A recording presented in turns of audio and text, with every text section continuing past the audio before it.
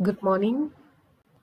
Department of Commerce is proudly offering an open course titled as Principles of Management. The objective of the course is to equip the students with managerial skills and leadership skills. It also will assist the students to set and achieve their life goals, career goals, and financial goals proactively. Lastly, to enable the students to manage their own resources and the resources available to them to achieve the goals easily and effectively. The module number 1, Introduction to Management, consists of meaning, definition, scope, importance of management and administration, managerial levels, whether the management is a science or art or profession, and Henry Fayol's life. That is the principle of contribution of Henry Fayol, and his contribution to the management is principles of management. The meaning and definition we begin with. Seeking to attain common objective, we need to have certain theories, principles, policies, and these principles of management will give you the direction to achieve your goal. Management can be a central agency, is required to coordinate the activities and the individual working in an organization so that the work can be collectively done as a team. Such an agency is called management. So, management is seeking to attain common objective. It also can be said is a team or an agency. Thirdly, management is vital element in economic development of the nation. Without the management, there won't be anyone to lead the team or make use of the resources. So management helps to bring together various basic resources like human beings. In an inclusive language, we can say that human beings, machine, methods, money, and markets. Management is the effective utilization of human and other resources to achieve the objective of the enterprise or an institution. Management is concerned with planning, organizing, staffing, directing, controlling the affairs of the enterprise. These are the basic functions undertaken by so-called agency or team or management. Management is used as a noun, refers to individual who performs the job planning, organizing, staffing, etc. Management also is a discipline. It's a body of knowledge that can be taught and researched. It's a branch of study. You must have heard about BBA, MBA, etc. MBA in finance, MBA in marketing, MBA in human resource management, etc. Definition. What is management? It's an art of getting things done through people. It is defined by Peter Follett.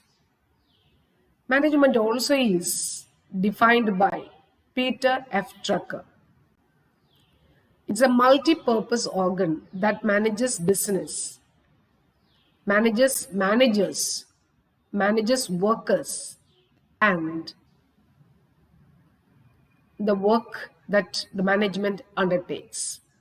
That is done by or given by Peter F. Drucker in his book Practice of Management.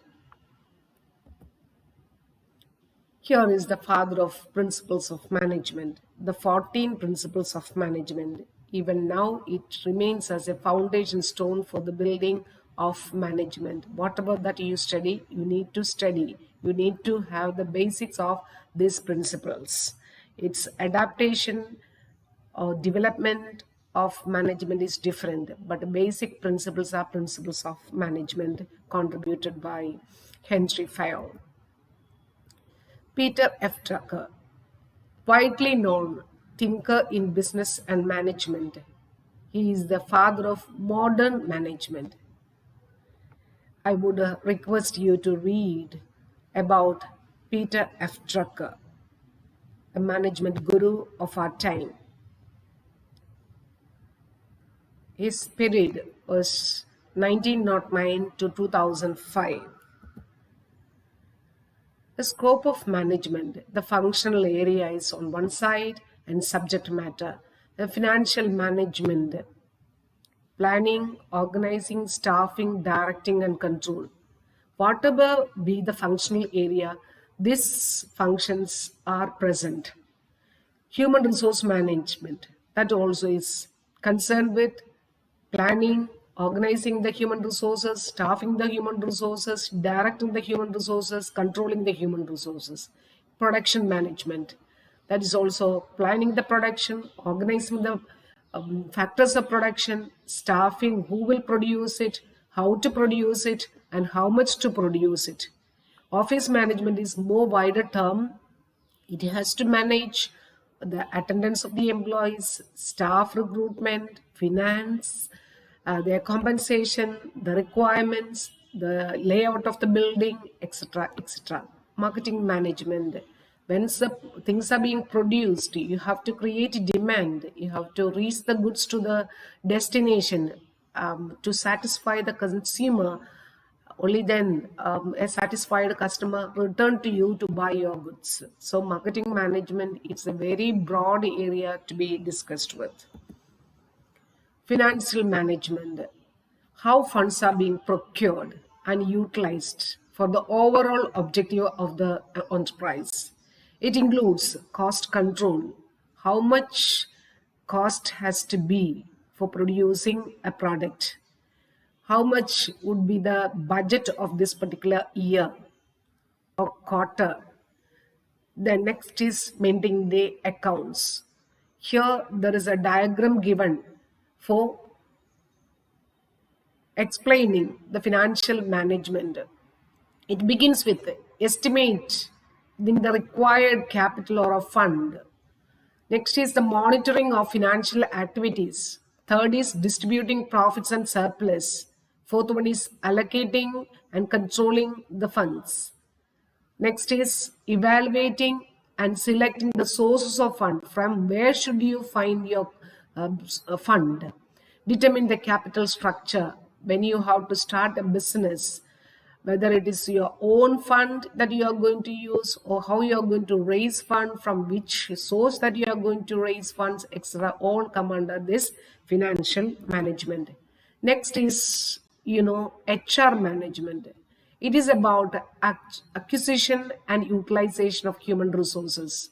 As the diagram shows that it includes recruitment, identifying their skill and their skill gap, and giving them training and development programs, orienting them to their goals, giving them sufficient training and read their best. It includes recruitment, training, promotion, job security, etc. of the employees.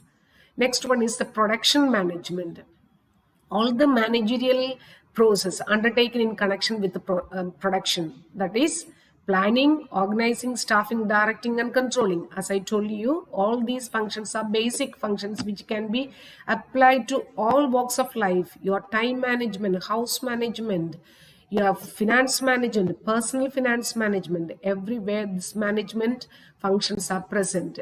First one, beginning with selection of a product and designing which product is to be provided, how it should look like, selection of a production process, whether it is to be manually produced or technology has to be adopted, estimation of right production capacity, what level of operation that you need to attend to. The next is production planning, how you are going to go with the production, whether you are going to solely produce within the organization or in collaboration with the other institution or outsourcing it, etc., etc.